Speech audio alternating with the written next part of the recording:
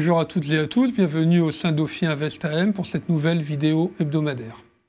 Alors on ne va pas se mentir, les marchés sont très calmes depuis quelques temps. Si on prend par exemple les marchés actions, on s'aperçoit qu'ils sont au même niveau, peu ou prou, qu'il y a exactement un mois, jour pour jour, tant aux États-Unis qu'en Europe. Alors ils sont au même niveau, mais ils restent quand même à des sommets, au plus haut historique, et stagnent pour l'instant en attendant d'y voir un peu plus clair sur le front des résultats et sur le front des politiques des banques centrales.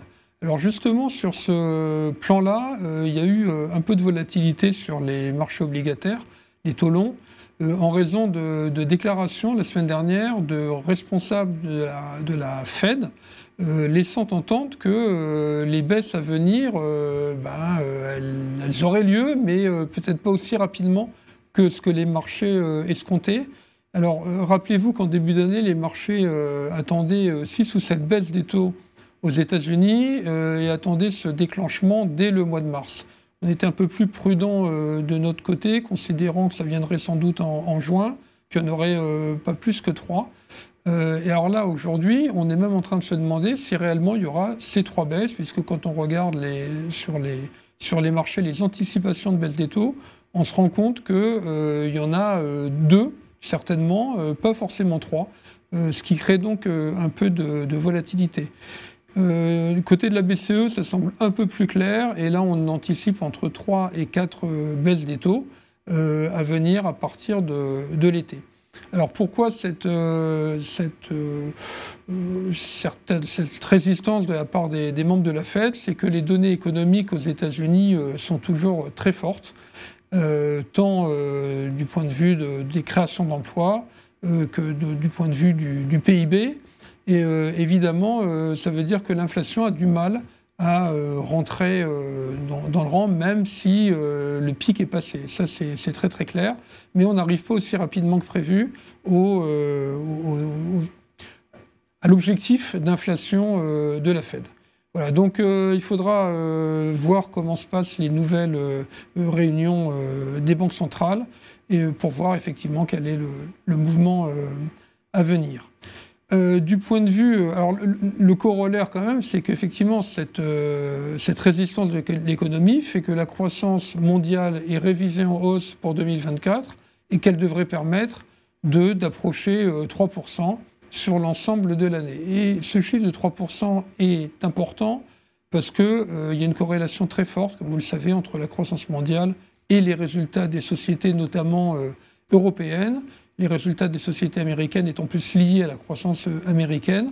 Donc ça veut dire qu'on a donc, sans anticiper de fortes hausses de profits en 2024, on a une stagnation des bénéfices, ce qui n'est pas si mal. Et donc ça permet justement aux indices de se tenir, puisqu'on est à des niveaux de valorisation qui sont en Europe au niveau à peu près de la moyenne historique, plus élevé aux États-Unis, mais ça c'est en raison des boîtes liées à l'intelligence artificielle qui sont fortement valorisées. Alors on vient de tenir notre comité d'allocation, on s'est pas mal interrogé pour savoir s'il y avait des curseurs à changer, et globalement on reste à peu près sur les mêmes convictions qu'on avait en début d'année, une certaine neutralité sur les marchés actions. Pourquoi cette neutralité? Parce qu'effectivement, il ne nous semble pas qu'il y ait beaucoup d'espoir à attendre de hausses supplémentaires sur des marchés qui ont progressé de pas loin de 10% depuis le début de l'année. C'était notre objectif annuel, sauf si effectivement on avait une grosse surprise du point de vue des résultats, mais on n'y croit pas trop. De notre côté, pourquoi ne pas revenir plus négatif? Parce que l'évaluation est au niveau de la moyenne historique, il n'y a pas de surévaluation. Et il y a quand même un mouvement très fort, et donc c'est toujours délicat de se mettre en face du marché. Voilà. Donc neutralité sur les marchés actions, neutralité aussi sur les zones géographiques. On est juste un peu plus positif sur les zones Asie émergentes, ex-Chine, donc ça veut dire l'Inde, Taïwan, le Vietnam, etc. Sur les marchés obligataires, on considère effectivement qu'il y a quand même du rendement sur les classes haut rendement et investment grade. Donc on continue à se laisser porter.